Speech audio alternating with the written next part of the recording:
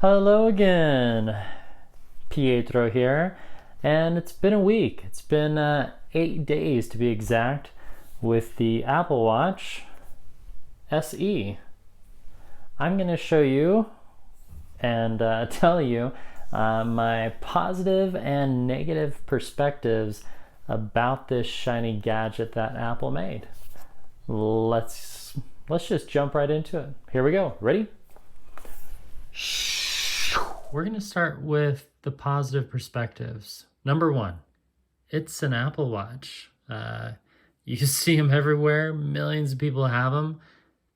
Number two, the screen. The Retina display and the screen, they're both gorgeous. Number three, the haptic alerts. The haptic alarms are the best. There are good methods, there are poor methods, and then there are fabulous methods to wake each morning. And once again, Apple does not disappoint. You can go right into the alarms. You can set them up. They're real easy. It's intuitive. And once again, Apple does not disappoint.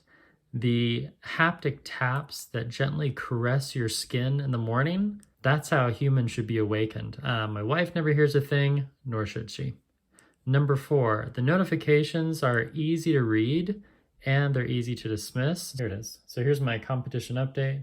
You're in the lead going into the last day of the competition with that guy. Don't let up. So there's my points. Then I can dismiss that. And then it's my turn with words, clear. I don't know who that is, probably spam. And I can just clear all. So notifications are great. Next, number five. The phone quality. When you're making phone calls, when you're answering phone calls on the watch, it just works. I haven't had any complaints.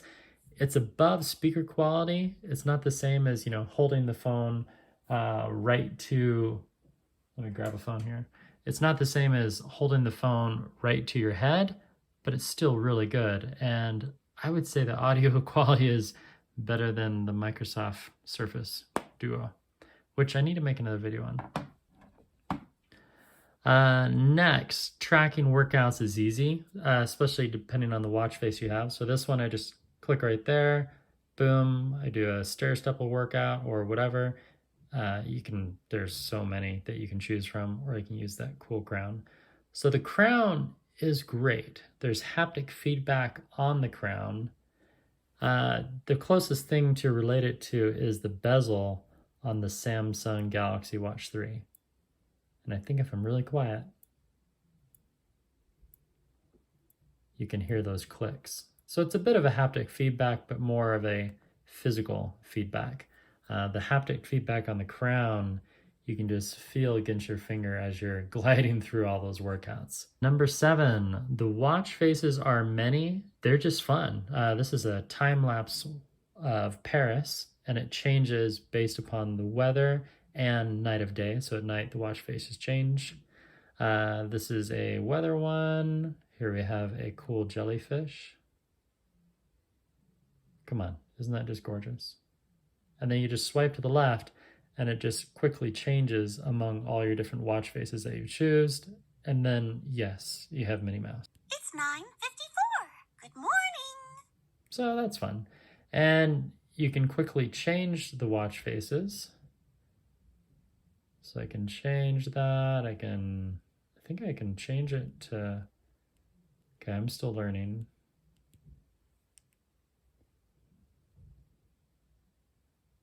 I had Mickey on here. Oh, here's one my daughter likes. This is an emoji one. And the unicorn just kind of talks to you. So the watch faces are really fun. Probably my favorite animated one is the Toy Story box, which is just great. I haven't figured out if there's any sounds on this one, but there is on the Minnie Mouse one. And it's super easy to change the watch faces, and most of them are interactive, so I can go quickly to my health stats, see all that information. Whereas to compare with the Galaxy Watch3, well, you just do a long press, and then you can quickly see all your watch faces. They used to have the Peanuts watch face, you know, Snoopy, Charlie Brown, but they disappeared over a year ago, and it's kind of a bummer. I miss those. And the Galaxy Watch also has interactive watch faces. Number 8, the fun factor. The fun factor with friends is about 90%. When you're working with the activity and looking at your leaderboard and competing with friends, yeah, it's just fun, and it's really gotten me off the couch over the last week. You know, I'm competing against Michael here, and I have some other friends that I've invited. They're probably waiting to see if I keep the Apple Watch before they accept my friend request. And then you also get the awards. So there is a high level of gamification that Apple has put into the watch. So that's pretty cool. Number 9, raise to speak. So this was enabled by default, and all you have to do is raise the watch to your face and make commands. Here, I'll show you. So here I am with the Apple Watch, and all I do is I just raise it to my watch. What's the weather? It's currently clear and 59 degrees. That was pretty easy. How many steps have I taken? Okay, sometimes it doesn't work. How many steps have I taken?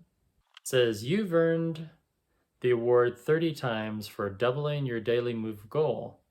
Most recent, 10-2, you need another 543 calories to earn this award today. So, you know, it's not perfect, but yeah, you can ask quick questions, you can send text messages. The race to wake is great. You don't have to do the hey Siri thing. You can, and then it quickly responds. So the Siri interaction with this new Apple Watch Series 6 is great. Next, fast charging. So fast charging works great. I did a fast charge a couple nights ago right before I went to bed. So when you are wearing this as a sleep tracker, the watch will automatically prompt you to do a quick charge if you need a little more battery juice to get through the night. So at 22:30, the watch was only at 3%, and I charged it for 17 minutes, went from 3%, or actually 2%, all the way up to 26% in just 17 minutes, and it lasted through the night. So from 22:51, and the next morning at 8:02, I'd been awake for several hours, the watch was on, tracking all my stuff, 26% to 11% at 8:02. So now we're at 9 hours later. And then right around 9 o'clock, it was at 4%. I took a couple phone calls, and then at 10:31, so now we're at 11 and a half hours later, the watch went to 0% and just shut off. So then I plugged the Apple Watch in at 11:30, and at 1:17, it was at 99%.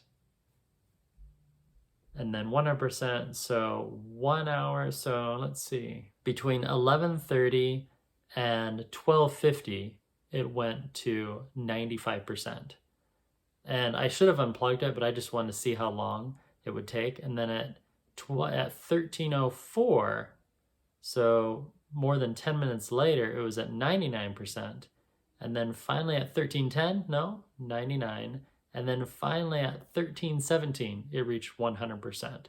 So if you do the math, 13:17 minus 11:30, that's a lot of math to do this early in the morning. It's not quite 2 hours. So if it's completely dead, which I don't recommend doing, that's really not that good for the battery health, it can take an hour and a half and change to fully charge your watch. The accuracy. When Apple makes something, they really do it right. I mean, it's not just the packaging, but the watch itself. Yeah, they just figure out how to create the device and the services better than the other blokes. Number 12, noise pollution. So have you ever wondered how loud a train is, or how loud your office space is when you're working, if you're not working remotely? Well, it's pretty loud, and there's a noise app right on the watch. Here, let me show you an example.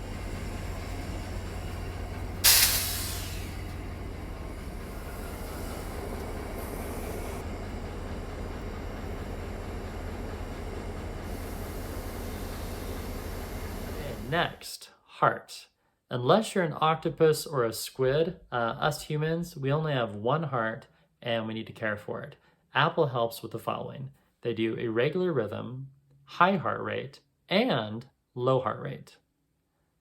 Okay, number 14, seamless integration with your smartphone. Now I'm actually filming the iPhone SE 2020 right now, so I can't show it to you, but the integration between that iPhone and this watch is seamless. The Apple Watch is nearly the perfect companion for your Apple smartphone. I was driving to a location a few days ago, and without doing anything, my watch quickly just gently tapped my wrist and reminded me to take the next exit off the freeway. And Siri's voice came on, and it was great. And since my hands were on 10 and 2 o'clock, it was just a quick glance down. Oh wait, that's Samsung. It was just a quick glance down, and my watch let me know where to go. So that was pretty cool. I've never had a watch, not even the Galaxy or the Fitbits or the Garmin's, do that. And that would be one thing that Polar might be able to do well with. Maybe not. Number 15. So this is a positive one, but it's kind of a tricky one. Loss leader. So one of many things Apple does great, and I give thanks to Steve Jobs and his marketing strategies from decades ago, they know how to make a product or service really appeal to the customers. A loss leader is a marketing technique that prices a product lower to attract the customers to the organization, and then they sell you more expensive products. Ergo, you buy the Apple Watch SE for $279 for the 40 millimeter size, or $309 for this 44 millimeter size. Then you're going to need the iPhone, right? So I bought the iPhone SE, that was another $400. Well, and then you need to start collecting all the music by Lyft Operator via iTunes. Thank you, Lyft Operator. Then you want to buy your favorite shows, and then you need to start building your electronic library of Disney movies for all the kiddos. And then by the year 2021, you are neck deep in the Apple ecosystem and loving it, perhaps. And it all started with this $309 gadget. See the raised to wake just enabled again, so you just have to turn that off. I'll have to disable that in my next video. The way the human brain sometimes functions, I've already started this, so I might as well finish it. And once you're in the Apple, the Google, and the Amazon ecosystems, or the Samsung, well, you normally stay there along with your entire family. Is the Apple realm of products and services for everyone? That's the question, right? I dare say no. I would recommend getting your feet wet in this vast oceanic waters that Steve Jobs, Steve Wozniak, and also Ronald Wayne, who I have really never heard of till I searched it. Those were the three founders of Apple back on April 1st, 1976. Yes, the Apple realm, the Apple ecosystem is a gorgeous garden with a really high fence, and that little narrative, that perspective is from my friend RJ. Thank you, RJ. It's a beautiful garden. Whether it fits for you, you're gonna have to make that choice. Number 16, safety. There are two major safety things here. One, you have the emergency SOS, and you also have the fall detection. And both of those are great for old people or someone like me in their 40s, or someone who's suffering from altitude sickness, or I don't know, or maybe you just have balance issues. Here, I'll reduce this glare.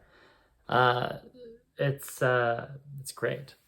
Number 17, water resistant and swim proof. You can swim as deep as 50 meters. I wouldn't recommend that. With the design, when you're swimming with it, I barely realize that it's on. It's pretty aqua dynamic. Okay, that's enough of the positive fluff. Time to become the devil's advocate. Negative perspectives. There have been three main reasons why I haven't purchased an Apple Watch in the last 5 years. So 2015 was when I had the Apple Series 1, which I really liked it. But one, the screen was not a gorgeous circle. See, circle, circle. Most watch faces have been circular for decades. Number two, the battery life should have been 3 days. Not 18 hours, 3 days. I feel the need to charge my watch on a Friday afternoon before leaving work, forget the charger at my desk, and then not worry about the watch's battery juice until Monday morning. But that's just me. Number 4, sleep track. Well, sorry, not the third reason. Number 3, sleep tracking. Sleep tracking is something I've really enjoyed, and I initially started with Fitbit, and then Garmin, and then Samsung, and then I've also been working with Polar. I don't have a Withings watch, but I've also done Withings and a few others. TicWatch, something like this. They all track sleep, and they give you a lot of sleep data. Even the Oura Ring, which I had to return, unfortunately, wrong size. Because the Apple Watch didn't have sleep tracking and they only had third-party apps, I just wasn't interested. Well, those 3 things have changed. Instead of an 18-hour battery, it's now a day and a half. I've been able to get 35 to almost 40 hours of usage on the Apple Watch. So on that sleep, the lack of sleep tracking that Apple used to have, which kept me from buying one in the last 5 years, what Apple needs to do is the following. 1, deep sleep. 2, REM. 3, time awake. 4, steps while sleeping. I think that'd be really cool for people that are sleepwalking. 5, heart rate data while sleeping. So while you're looking at all those sleep stats, it would also have your lowest heart rate, your average heart rate, and your highest heart rate. And then also pulse OX while sleeping. And then lastly, a nice sleep score based upon averages and whatnot. Number 4, the Apple Watch Series 6 lacks the ability to track naps. Fitbit and Samsung have been doing that really well for years. And I tried, I put it in the sleep mode, the thing you just go right here and then you click the little good night button. But it didn't track sleep, and I was asleep for a solid hour. Primary reason I purchased this shiny gadget was to get better sleep data. I feel Apple should have waited a little longer before they finally cooked all the sleep information. I was kind of confused why they would release a beta half-cooked product into the masses, but I'm very certain that they're going to make big changes in 2021. And they'll probably just knock the ball out of the park when it comes to sleep analysis. Negative perspective, number 5, reports. Both Garmin and Fitbit send these weekly reports about your stress, your exercise, your water tracking, and a whole bunch of other data points. And Apple doesn't quite have all those reports yet for the Apple Watch. I'm not just talking about sleep, but just exercise in general. And I really think they need that. Number 6, website interface. I love going to polarflow.com or fitbit.com or garmin.com and seeing all my stats. I like that website interface. Withings also has it. Apple does not. Samsung does not. And I just keep going back to that. Number 7, watch faces. The watch faces are great. The Apple selection of watch faces is good and nearly great at times. But when you compare it to the vast library of the Samsung Galaxy Store, well, I imagine Apple will catch up next year. Number 8, live connection between your phone and your watch. So if I do a treadmill workout using the Samsung Galaxy Watch3, I don't get a live connection. But if I use my Garmin or my Fitbit, I do, and that comes in handy when you have a coach. Number 9, airplane mode is not really airplane mode. Normally, when you put a device into airplane mode, it completely disconnects it from everything else, disables Bluetooth, everything. So let me show you airplane mode. You swipe up, and you put it into airplane mode. So you're thinking, oh, it's completely off, right? Well, let's test that theory. So we have it into airplane mode. You go to General, Airplane Mode, and it's right there. Mirror phone or Bluetooth. So we have to turn on Apple. We have to turn it on, and then it'll connect. So So now we go into airplane mode, mirror phone or Bluetooth off. So if we mirror the phone, it does that, but right here, turning off Bluetooth disconnects Apple Watch from iPhone. Apple Watch can either use cellular data if it's enabled. Enabling cellular extends for more battery. Okay, that's how you do the true airplane mode. So again, you go to General, Airplane Mode, Bluetooth. So now if we turn that off, so now it's on, now it's off, it truly disconnects the iPhone. So let's try that 3 out. So we'll put into airplane mode, open up Bluetooth, and it's not there. So now it's truly disconnected. So if you're wanting to completely just turn off your watch, that's how you have to do it. And that's it. I was only to think of 9 negative aspects, and the good outweigh the bad. So what shall I do? I think I'm gonna sell a few of my old smartwatches. This bad boy right here, the Polar Grit X, and then I'm gonna get the Apple Watch SE, the blue case one, or I'll just get the full-blown Apple Watch Series 6 because I'm really curious about the blood oxygen and the ECG features. Well, that's all I have for now. Thank you for watching my review of this shiny new gadget, the Apple Watch SE. If you have an Apple Watch 5 or an Apple Watch 4, nope, there is no need for an upgrade.